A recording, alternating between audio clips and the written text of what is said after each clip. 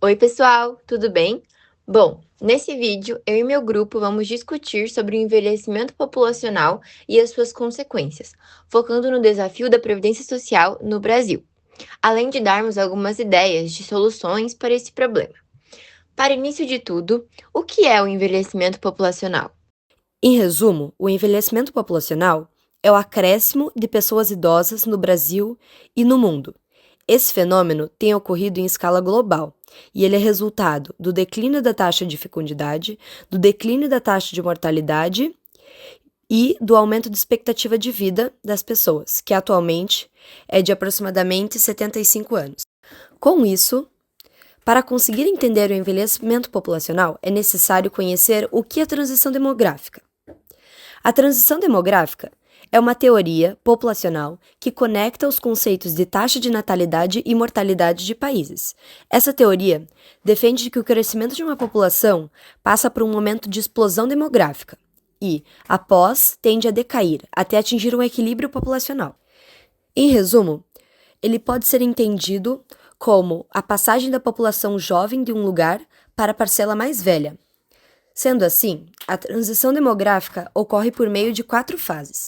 Primeira fase, fase de pré-transição, quando as taxas de mortalidade e natalidade estão elevadas. Fase comum na época antiga, quando a medicina não era tão evoluída. Por isso, ao mesmo tempo que muitos nasciam, outros morriam em uma quantidade bem parecida. Segunda fase, explosão demográfica, quando há queda na taxa de mortalidade e elevação na taxa de natalidade, resultando no acentuado crescimento populacional, mais crianças e mais pessoas jovens e jovens adultos. Terceira fase, desaceleração do crescimento populacional, quando as taxas de natalidade, mortalidade e fecundidade diminuem e a população adulta, que no futuro se tornará idosa, cresce a médios e longo prazo. Quarta fase, estabilização do crescimento da população. Essa fase gera uma preocupação para o mundo, pois ela apresenta um pequeno aumento na taxa de mortalidade, em comparação à natalidade e fecundidade, o que faz o crescimento populacional ser negativo, algo perigoso, pois interfere na mão de obra da população economicamente ativa, a PEA, por aumentar o número de idosos, ou seja, menos pessoas ativas no trabalho. A economia não roda. Esse fenômeno causa algumas consequências na vida dos indivíduos, o que nós iremos mostrar agora. Bom, o envelhecimento populacional consegue trazer grandes mudanças na economia, no mercado de trabalho, no sistema de saúde e nas políticas públicas, sendo as consequências principais a redução do trabalho ativo, a necessidade de que o governo efetue políticas públicas que realmente funcionem para gerar uma boa qualidade de vida às pessoas idosas e, principalmente, o desafio da previdência social. Atualmente, o país vem lidando com uma redução da força de trabalho, que, com mais idosos e menos jovens, a força de trabalho diminui, o que pode afetar a produtividade e o crescimento econômico. Com o envelhecimento populacional, ocorre um desequilíbrio na balança econômica, visto que não há população economicamente ativa o suficiente para contribuir com aposentadorias e pensões. Assim, há uma pressão enorme sobre os sistemas econômicos e previdenciários, sendo preciso pensar em reformas e projetos para equilibrar a pirâmide etária. Ademais, a implantação de políticas públicas que irão ajudar na adaptação dos idosos é uma consequência do envelhecimento populacional, pois requer que o governo atue com mais importância para esse grupo. Então, a verdade é que o Brasil está envelhecendo e isso não é considerado algo ruim. É sinal de que as pessoas estão vivendo mais, ou seja, elas têm uma expectativa de vida maior. Mas para isso ser considerado uma coisa boa de verdade, é preciso que as políticas públicas acompanhem esse processo. Então, por exemplo, existem leis como o Estatuto do Idoso e programas de saúde voltados para essa fase da vida.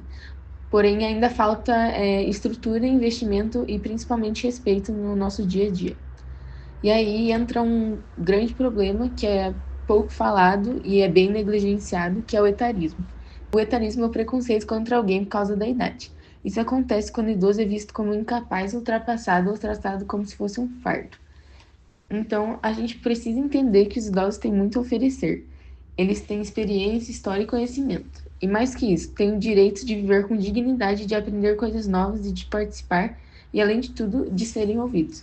E além disso, uma das principais consequências do envelhecimento da população brasileira é o problema da previdência social. Bom, Para contextualizar, de acordo com o IBGE, a expectativa de vida da população ela aumentou. O que era em 1960 de aproximadamente 54 anos, em 2021 passou a ser cerca de 76 anos, fazendo com que a maior parte da população seja idosa, gerando diversos desafios para que o governo consiga garantir a sustentabilidade do sistema previdenciário. Esses desafios são a transição demográfica elevada, o déficit recorrente e o aumento dos gastos com a saúde e a assistência social.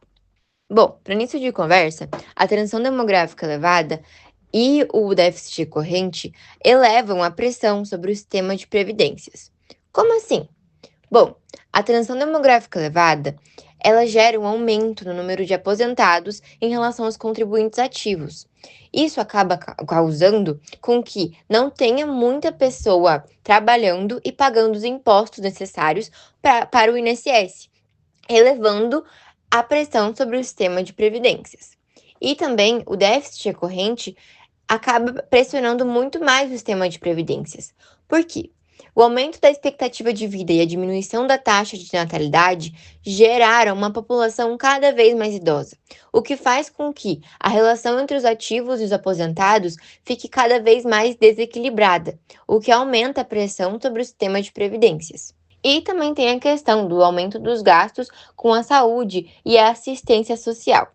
Bom, em decorrência da longevidade da população brasileira, faz com que o governo tenha que ter uma atenção muito maior com a população idosa, o que acaba gerando muitos gastos e acaba fazendo com que o sistema de previdências fique cada vez mais pressionado. Bom, o governo tem que promover estruturas boas, medicamentos, postinhos bons para que essa população tenha uma qualidade de vida muito maior, gerando muitos gastos.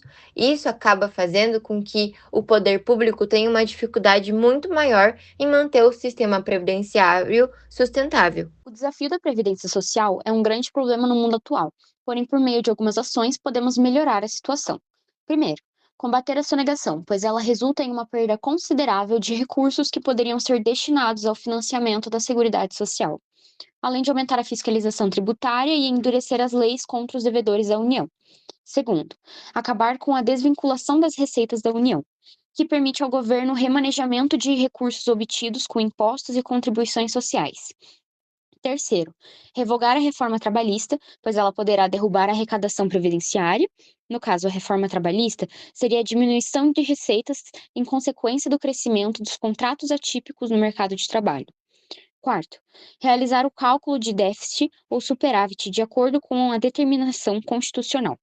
No caso, a Constituição de 1988 estabelece que a Previdência Social inclui o sistema de proteção social brasileiro, basicamente colocando os trabalhadores, os empregadores e o Estado como igualmente responsáveis pelo financiamento da proteção social. E foi isso, pessoal. Espero que vocês tenham gostado. Se tiverem alguma dúvida, é só perguntar.